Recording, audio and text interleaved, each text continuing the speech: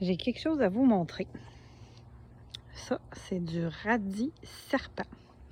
Donc là, il est un petit peu tout croche parce que j'ai pas été très efficace à le tutorer à mesure pour qu'il reste droit et beau. Fait qu'il s'est effoiré à terre, puis dans le pot, puis il s'est mis à pendouiller, puis là, je viens de le relever. Fait qu'il a l'air de ça. Mais je vous explique pourquoi je vous le montre.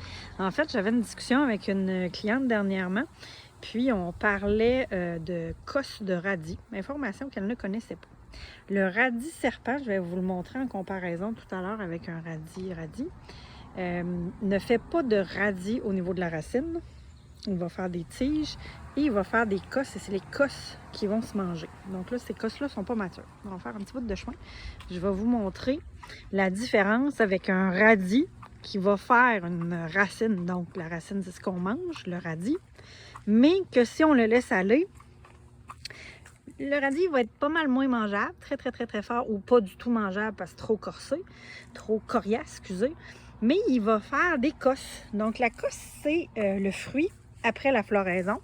Et dans la cosse, on a dans le fond les graines quand c'est mature.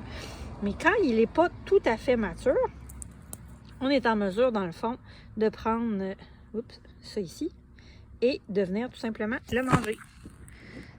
Ça marche pas ce que je fais, je viens de mettre mon doigt droit dessus. Donc, cette partie-là ici se mange directement. Lui, il est un petit peu coriace, parce qu'il est trop gros. Donc, idéalement, on va le ramasser à peu près cette dimension-là. Ça va avoir le goût de radis fort, mais ça se mange parce que la graine n'est pas mature. Évidemment, quand il est rendu trop gros comme ça, on est tout souvent de le laisser aller, puis le récolter une fois qu'il va avoir commencé à sécher, parce qu'on peut garder ses graines, parce qu'à ce moment-là, sans avoir à racheter des nouveaux radis, ressemer quand on est prêt, si on veut récolter nos propres graines. Juste pour vous montrer la comparaison au niveau de la cosse entre le radis serpent et le radis ordinaire. Donc le radis ordinaire est ici, il va faire ces petites cosses-là. Et ça va être le radis serpent. Donc vous voyez, on a vraiment des cosses qui sont plus longues. La saveur est un tout petit peu différente. Elle est plus douce. Mais c'est très bon. Donc on peut manger ça cru comme ça, comme crudité. Moi, j'en accumule beaucoup. Donc je les fais sauter dans la poêle avec du beurre. C'est très bon. Je vais mettre les deux. Donc ça va être très intéressant. Là, la dernière cosse que j'ai mangée, elle était très forte. Donc, je goûte plus l'autre du tout. Parce que j'ai complètement la gorge en feu. Mais, donc, pour ceux qui aiment les radis un petit peu plus piquants, ça va être intéressant.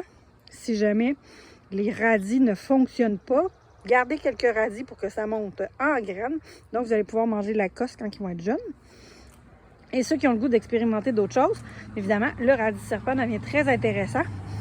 Et ça va faire un petit bosquet, parce que la tige monte assez haute, comme le radis ordinaire. Et à titre d'information, je crois que sur ma chaîne YouTube, j'ai une vidéo justement où je parle du radis serpent et je parle de taille et toutes ces choses-là. Voilà.